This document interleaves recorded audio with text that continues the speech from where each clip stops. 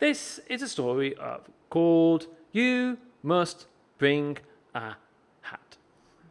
You Must Bring a Hat by Simon Phillip and Kate Hindley. For Mum and Dad, thank you for everything. For Nia, a massive thanks for all your help. I received an invitation to a party. You were cordially invited to the biggest, bestest, hattiest party of all time.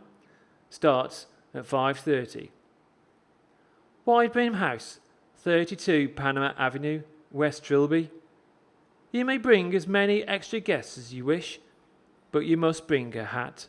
Kindest regards, Nigel, host of the Fancy's Hat Judge. P.S. Seriously, don't forget the hat. The party depends on it.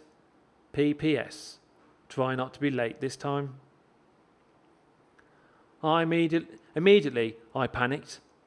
I didn't own a hat, and the invitation specifically stated that I must bring a hat. The party depended on it.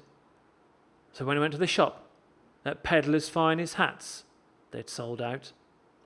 I searched everywhere for a hat. But the only hat I could find belonged to a monkey. That's a lovely hat. Can I borrow it, please? No. I really need a hat for a party. I'll give it back. As we couldn't negotiate, I was left with no choice. At least I had a hat, even if it was still attached to a monkey.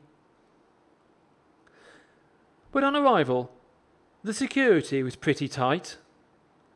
Invitation, please, said the doorman. Apparently, there were other rules too. Sorry, sir, but we are under strict instructions not to let in any hat-wearing monkeys, unless they are also wearing a monocle. Luckily, we soon bumped into a badger named Jeff. He was just the sort of badger we required.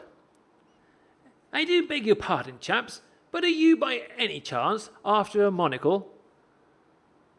Indeed we are. We need it for a party.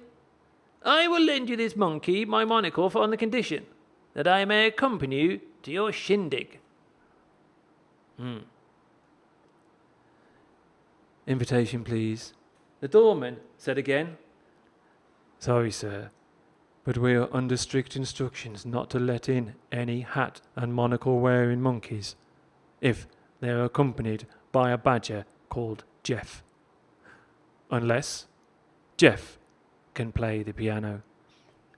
Can you play the piano? I asked. Don't insult me. I'm a badger. Of course I can. Jeff can play, I said firmly. I'm afraid we need to see that, the doorman replied. Jeff was good, but we still had a problem. Sorry, sir, but we can't let in this piano-lending elephant in. He's not wearing a tutu. Just typical. There's never a tutu around when you need one. We sorted that problem out surprisingly quickly. Surely now we'd be allowed in. But we failed to notice the sign. Under no circumstances is a tutu to be worn without the supervision of an accompanying penguin. Ah, penguins.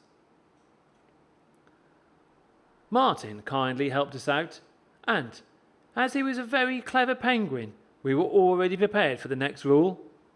All penguins accompanying pink tutu-wearing elephants must bring with them a suitcase full of cheese.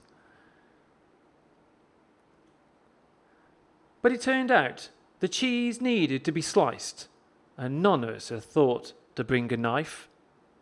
And that was when I broke. Look, these are the silliest rules I've ever heard. Nigel clearly stated on his invitation that I could bring anyone I wanted, so long as I bought a hat, and I bought a monkey in a hat, so technically I bought a hat and... Nigel, said the doorman. Who's Nigel?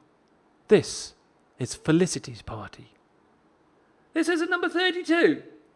Next door, sir. Ah, oops. Still, Nigel's party was still worth the hassle. It was excellent. Even if I was a little late. Ah, what a silly, silly affair. Remember, read the invitation and get there on time. Remember, always bring a hat.